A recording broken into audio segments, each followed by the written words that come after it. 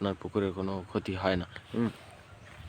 তো আমি যেটা বলছি সেটা হচ্ছে গিয়ে আপনার এই যে লেবু গাছটা, ঠিক আছে? তো লেবু গাছটা ওইখানে যেখানে ২ দিন আগে গর্ত করে রাখবেন সেখানে এনে লাগিয়ে দেবেন। লাগিয়ে দেওয়ার পর ডালপালা দিয়ে বেঁধে দেবেন যাতে হেলে না যায়, হ্যাঁ? তারপর একটু আপনার ওখানে পানি দিয়ে দেবেন। আর গাছটা লাগানোর পর আপনি কিন্তু মাটিটা একদম ঠেসে দিয়ে দেবেন না। মানে হালকা করে মাটিটা দিয়ে গাছটার গোড়াটা ঢেকে দেবেন আর একটু পানি দিয়ে দেবেন, ডালপালা দিয়ে দেবেন। আর গাছটা লাগানোর পর আপনার চারপাশে একটু বেড়া দিয়ে দেবেন যাতে আপনার গাছটাকে যাতে পশু পাখিতে যাতে না খেতে পারে, হ্যাঁ? মানে পশু পাখিতে যাতে না খেয়ে খেয়ে যাতে নষ্ট না করে দিতে পারে, হ্যাঁ? তো সেই দিকে লক্ষ্য রাখবেন। তাহলে হবে কি, মানে পশু পাখি হচ্ছে গিয়ে আপনার মানে যেরকম গরু, ছাগল, ভেড়া, মহিষ, গাধা এইসব কিছুতে কিন্তু আপনার এই গাছের কিন্তু পাতা কিন্তু খেয়ে ফেলে যেকোনো গাছেরই। তো হয়তো আপনার লেবু গাছের পাতাটাও খেয়ে ফেলতে পারে। তো সেই দিকে লক্ষ্য রাখবেন। তো আপনার এই যে লেবু গাছটা, এটা লেবু গাছ থেকে কিন্তু ভালোই মোটামুটি উপকার পাওয়া যায়, ঠিক আছে? তো এই লেবু গাছটার বয়স হচ্ছে কি আপনার প্রায় ৪-৫ বছর, ঠিক আছে?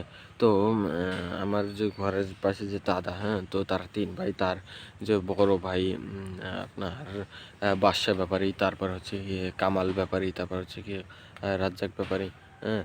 তো যে বাদশা ব্যাপারী ছিল সে এই পুকুরটার খুব যত্ন নিত, হ্যাঁ? তো এই পুকুরটার চারপাশের গাছগুলো কিন্তু তার নিজের হাতে লাগানো, হ্যাঁ? মানে এই গাছগুলো, এই লেবু গাছটাও কিন্তু তার হাতে লাগানো, হ্যাঁ? এটাই কিন্তু এখন লেবু হয়।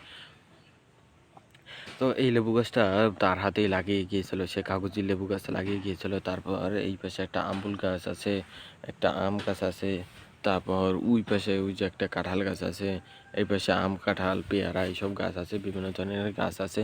এগুলো কিন্তু মূলত তার হাতে লাগানো, ঠিক আছে? তো এই গাছগুলো কিন্তু সে নিজের হাতে লাগিয়েছিল, হ্যাঁ? তো এই গাছগুলো সে নিচে খোলামেলা জায়গা থেকে তারপরে পুকুরটার চারপাশে গাছ লাগিয়েছিল। এখানে যে কয়টা গাছই লাগানো আছে কেন, প্রত্যেকটা গাছই আপনার ভালো মানের, এমনকি ভালো জাতের। মানে একটা গাছও ফেলে দেওয়ার মতো নয়, সব গাছই ফলন হয়। তো এখানে আপনার প্রায় আম গাছ আছে ৬-৭টা। সবগুলোতে আম হয় এত পরিমাণে যে বলার মতো না। তারপর কাঁঠাল গাছ আছে, হ্যাঁ? তারপর আপনার এই যে পেয়ারা গাছ আছে, আম্বুল গাছ আছে, লেবু গাছ আছে, লিচু গাছ আছে, সোলম গাছ আছে, নারকেল গাছ আছে, পেয়ারা গাছ আছে। পেয়ারা গাছে তো পেয়ারা হয় এত পরিমাণে যে খেয়ে কুলানো যায় না, ঠিক আছে? সুপারি গাছ আছে, মেহগনি গাছ আছে, তারপর আপনার খেজুর গাছ আছে। মানে এই যে এই জায়গাটায়